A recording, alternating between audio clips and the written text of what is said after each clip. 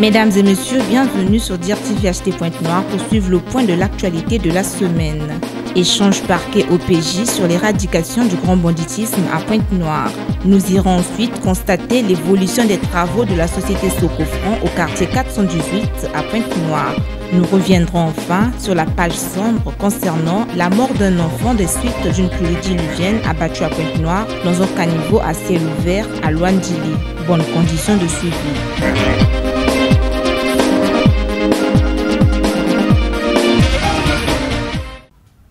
La coalition des opérateurs économiques du Congo s'est réunie ce samedi 12 avril 2025 à Pointe-Noire. Une rencontre ayant eu pour point principal la levée du préavis de grève du 8 avril 2025, pointant du doigt le comportement de certains administrateurs maires créant des taxes et recouvrements en violation des dispositions légales et réglementaires. Après un échange avec la présidente du bureau exécutif du conseil départemental et municipal de Pointe-Noire le vendredi dernier, une note circulaire a recadré le régime financier des collectivités locales, raison de la levée du préavis de grève par le bureau de la coalition des opérateurs économiques du Congo. Dans le cas du préavis de grève déposé par la coalition des opérateurs économiques du Congo, appelant les commerçants de Mvumvu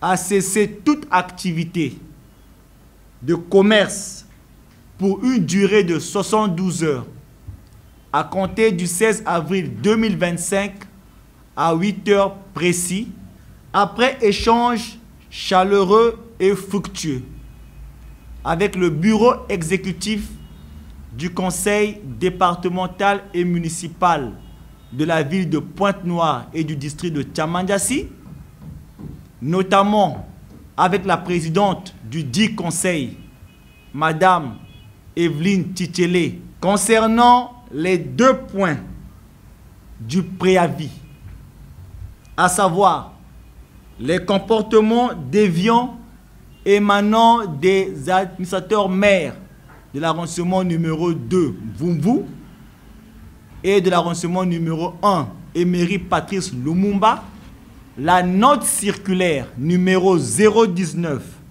bar DPN-CPN-CAB bar 25 du 11 avril 2025 à l'attention des administrateurs maires de la commune de la ville de Pointe-Noire, signé par le premier vice-président, premier adjoint au maire, maire par intérim, Monsieur Louis-Gabriel Missatou, rappelons que tout impôt, droit et taxe ne peut être créé que par la loi, comme le précise l'article 23 de la loi numéro 30-2003 du 20 octobre 2003 portant institution du régime financier des collectivités locales.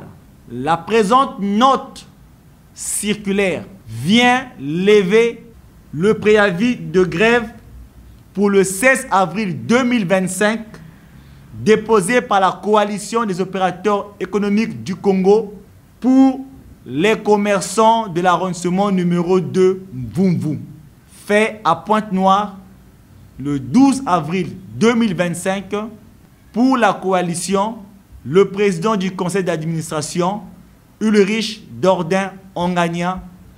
Je vous remercie.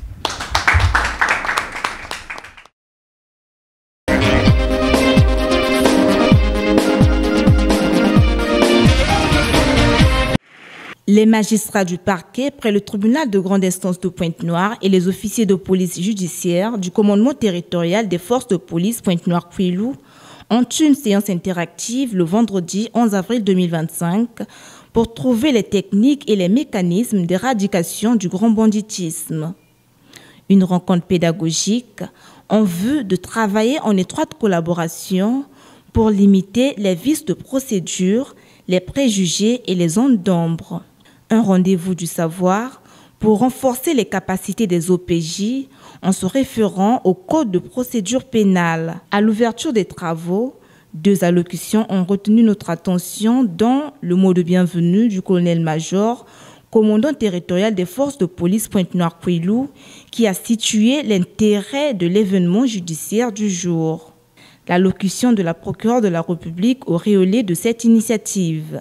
Depuis plus d'une décennie, nous faisons face à un phénomène criminel des plus préoccupants, celui de la criminalité du groupe, impliquant la couche juvénile de notre population. La ville de Pointe-Noire n'est pas épargnée, bien au contraire, après Brazzaville, elle constitue le 2e terreau du problème dans notre pays. C'est dire que l'action répressive doit se mettre au diapason pour contenir le phénomène et y apporter la réponse idoine. À cela s'ajoute le contingent des affaires coutumières dont nous avons la charge au quotidien, avec les moyens qui sont les nôtres. Il importe de savoir que le succès de l'action répressive tient à sa conformité à la loi. Elle ne peut donc aboutir favorablement que lorsque les règles pour ce faire sont respectées.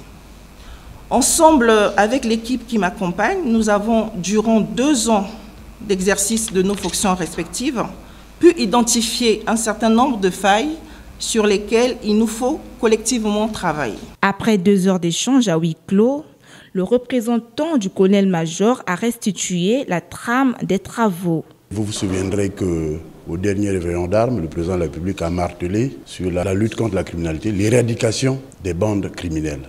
Les OPJ étant les acteurs principaux, devant constater les infractions, devant rechercher les délinquants, ont l'obligation de travailler dans une certaine symbiose, de travailler en harmonie avec le parquet qui assure la direction de la police judiciaire. Et donc, c'est s'inscrivant dans cette perspective que cette séance de travail a été organisée, parce que, visant le même but, il était normal et il était presque temps que le parquet vienne à nous et que nous nous mettions résolument à l'écoute afin de nous remettre sur les bons rails. Parce qu'il faut avouer que la pratique de la police judiciaire peut faire que les OPJ puissent s'écarter des dispositions du Code de procédure pénale. Et donc nous nous réjouissons de ce qui nous a été dit aujourd'hui nous a permis de recadrer notre tir et désormais de travailler afin que nous puissions accomplir avec beaucoup plus d'efficacité les missions qui nous sont prescrites, particulièrement pour cette année, pour laquelle le président de la République a insisté sur l'éradication du grand banditisme. Une rencontre pédagogique répondant aux aspirations du président Denis Sassou Nguesso à l'attention des magistrats et des OPJ de l'exécution des objectifs de l'action de répression fixée pour l'année 2025.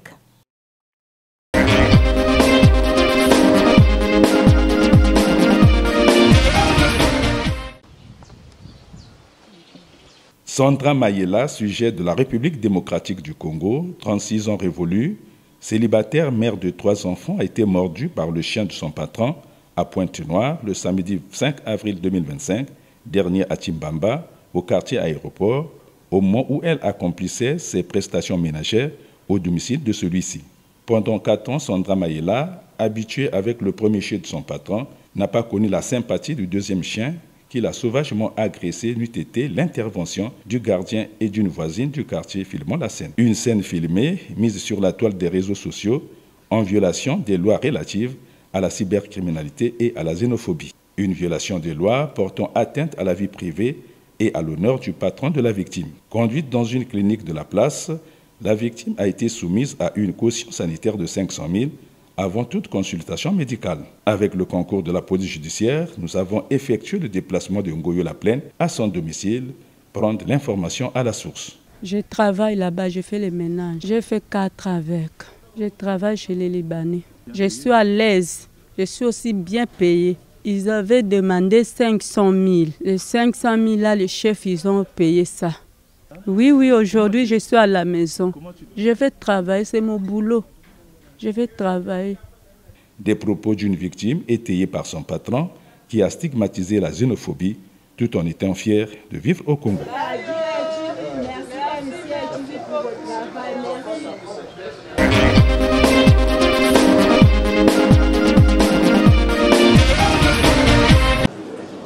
Débutés le mercredi dernier, les travaux de la réunion de fixation des prix fiscaux des bruts commercialisés au Congo au titre du premier trimestre 2025 se sont achevés ce vendredi 11 avril 2025 à Pointe-Noire. Comme à l'ouverture, c'est le professeur Maker Bati, directeur de cabinet du ministre des Hydrocarbures, qui a présidé la cérémonie de clôture.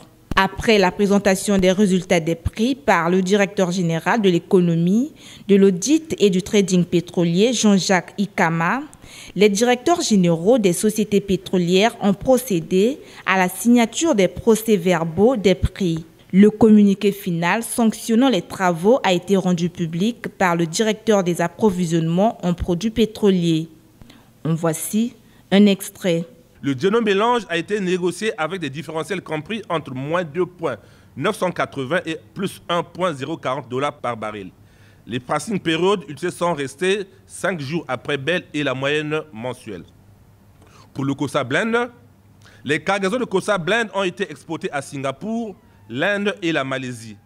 Elles se sont échangées avec des différentiels compris entre moins 0,950 et plus 0,750 $ par baril, avec la pratique période de 5 jours après Bell. Pour le Yombo Fuel, aucune cargaison de Yombo n'a été commercialisée au cours du premier trimestre 2025.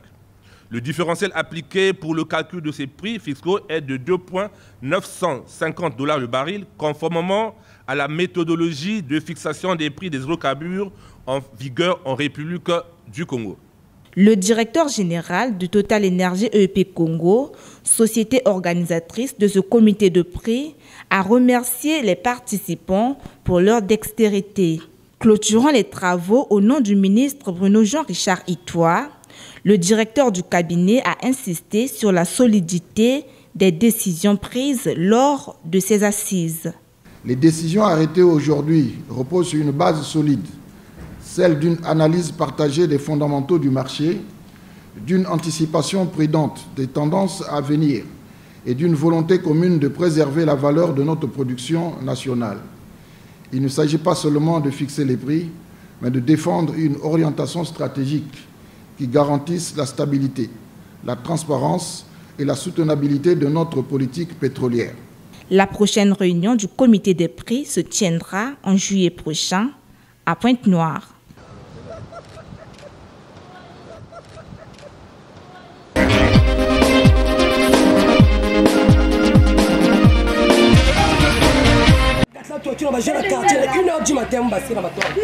Devant la forte pluviométrie enregistrée ces dernières semaines dans la ville de Pointe-Noire, les travaux de la société Sokofran sur l'avenue Antoinette Sassou Nguesso, au quartier 418, dans le 5e arrondissement Mongopoko, prennent du retard, portant entrave au délai convenu. Ainsi, nous avons effectué le déplacement du site en construction du collecteur d'évacuation d'eau.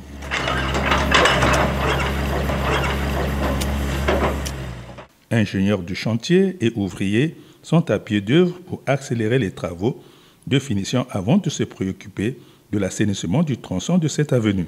Interrogés à ce sujet, les techniciens trouvés sur place ont émis un droit de réserve.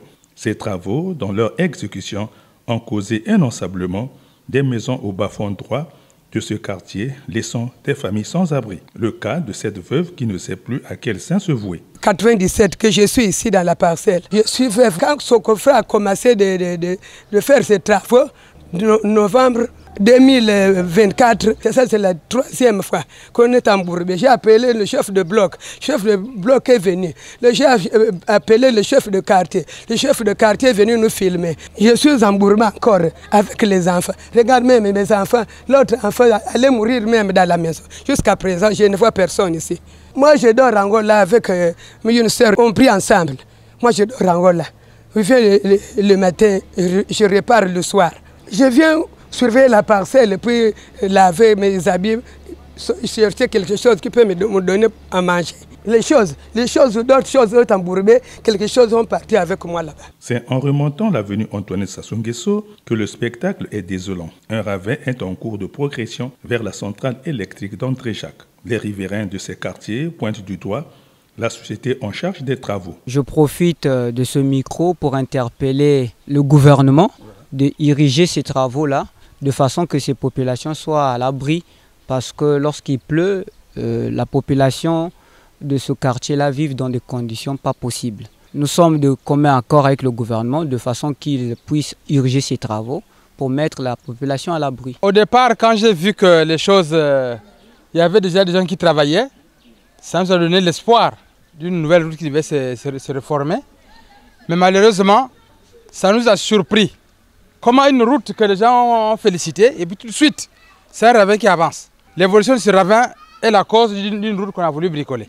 Bon, mais puis il n'y a pas de route jusque-là. C'est pourquoi j'ai dit bricoler. Vous voyez, c'était là-bas. Mais aujourd'hui, ce trou avance, déjà ça arrive jusque là-bas. C'est du bricolage qui va faire... Parce que ça va casser tout ça.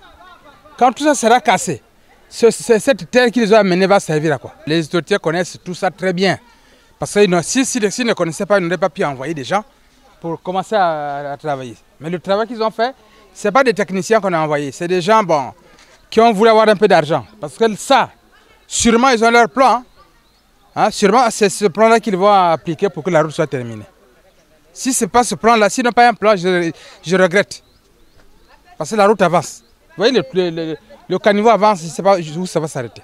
Aux riverains de ces quartiers de mettre un peu d'eau dans leur vin pour attendre dans les mois à venir les bons offices de génie civil de la société Socofront.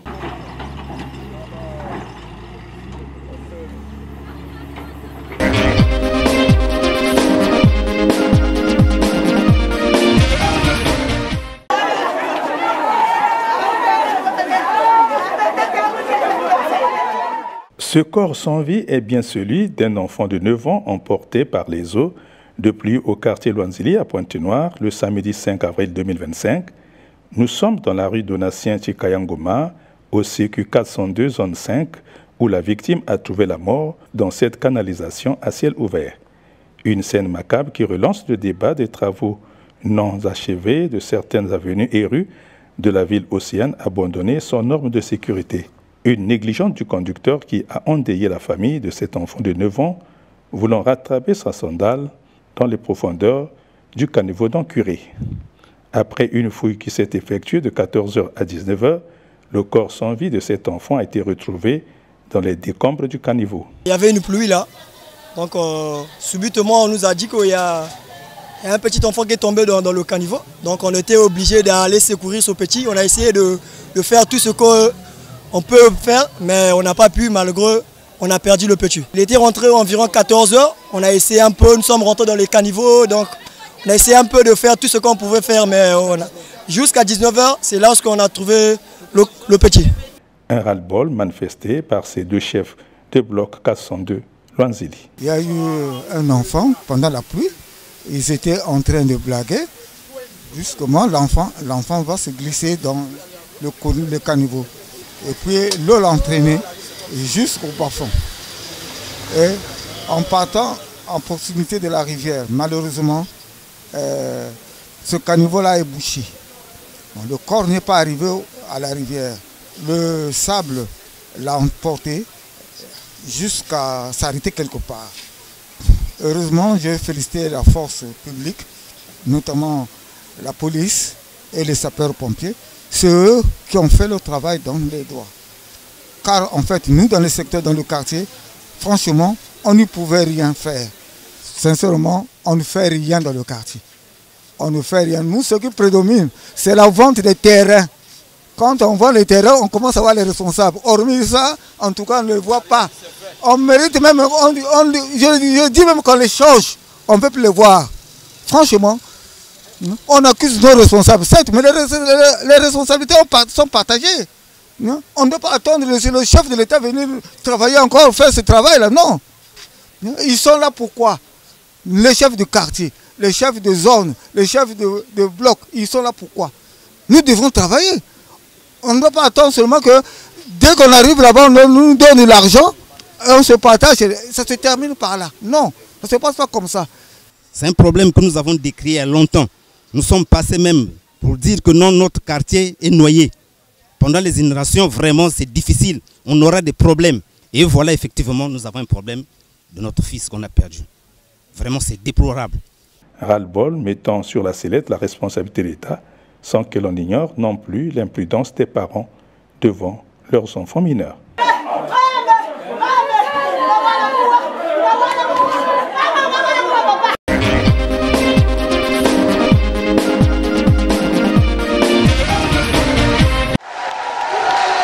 Pour bien comprendre les grands mots qui minent la ville de Dolisie et le département du Niari, il a été organisé le dimanche 6 avril 2025 une rencontre citoyenne des jeunes du département et de la ville déjà citée. Dolisiennes et Dolisiens, sans distinction d'appartenance politique, ethnique et religieuse, ont répondu massivement à cet appel pour participer à ce carrefour d'évaluation.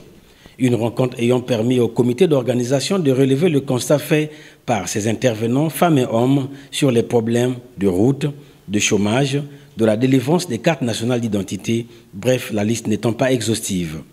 Il s'est agi pour le comité d'organisation de ressortir ce qui ne va pas pour que des solutions soient trouvées au grand bonheur des populations et non de critiquer qui que ce soit. Jerzy Mombo et Enoch Maniama au terme de la rencontre. En ce qui concerne les routes, ce volet-là, je pense qu'on a su aborder l'inaccessibilité, sinon l'impraticabilité de la route, par exemple, partant de Nyanga jusqu'à Divénier. 37 km seulement, mais aujourd'hui, il y a des bourbiers partout. Et les véhicules ont des difficultés pour circuler. Donc les populations qui sont là-bas ne peuvent pas voyager en toute quiétude, sinon ne peuvent pas desservir, en tout cas les grandes villes, de par leur production agricole. Et aujourd'hui, nous avons pu avoir quelques initiatives citoyennes. On a organisé les gens là-bas sur place. Moi, par exemple, au niveau de Divénier, ils sont en train de faire le travail à la main. Nous avons décrié le quota qu'on affecte, par exemple, dans le cadre de l'enseignement. Pour les enseignants communautaires, c'est 963 enseignants qui sont sur le terrain. Mais en 2022, on donne 22 places au Niari. En 2023, on donne 36 places au Niari. Regardez-vous, quand même le chiffre est quand même énorme. On s'est demandé est-ce qu'on va vouloir intégrer les gens à 95 ans ou non. Et on a aussi vu que les promesses vraiment du chef de l'État qu'il a lancé pendant ce quinquennat, puisque c'était basé sur, je crois, l'autosuffisance alimentaire. On avait promis d'accompagner les jeunes, les coopératives et autres, mais lorsqu'on arrive sur le terrain, rien n'est fait. Jonas Fred Makita est le coordonnateur du mouvement citoyen pour le changement. Nous refusons que les gens viennent mentir au nom des Dolisiens. Dolisiens a dit on soutient, mais on soutient quoi? Celui qui a faim va soutenir. Il faut qu'on dise, Dolisie a dit, on manque de tout, les jeunes ne travaillent pas. Dolisie a dit, Fondeko, on doit ouvrir. La vraie température des Dolisie, c'est que les Dolisiens sont frustrés. Il y a encore le temps, il n'est jamais trop tard. Ici, on est venu pour échanger avec la population de Dolisie, qui constitue une véritable base et un vivier en termes de propositions. Et voilà ce que nous avons eu à faire ce 6 avril 2025. Alors, la conclusion, vous-même, vous étiez dans la salle, vous avez compris que la population de Dolisie, au-delà de tout ce qui s'est dit, que ce soit sur les médias de la place et comme dans les réseaux sociaux, c'est que la population de Dolisie réclame, mais vraiment d'une manière très accrue, le travail. Effectivement, dans la ville de Dolisie, le chômage est grandissant et après, les populations de Dolisie sont désœuvrées, donc ils n'ont fait que lancer leur appel aux autorités du Congo pour que ces derniers puissent effectivement leur donner de l'emploi qui va résoudre leurs problèmes. La jeunesse de Dolisie, en conclusion, a souhaité avoir un dialogue franc avec les gouvernants pour mieux appréhender ses préoccupations.